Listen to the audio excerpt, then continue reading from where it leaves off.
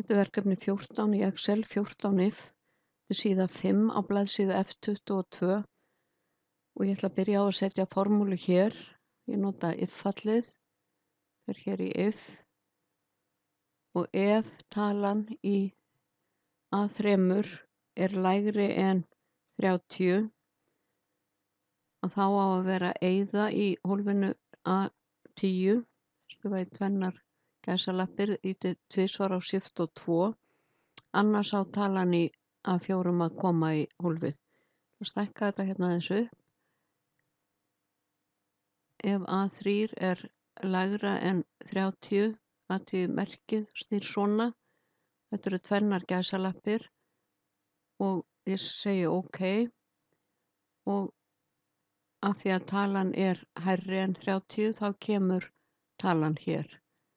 Ef þetta væri 29 þá kæmi eyða hér.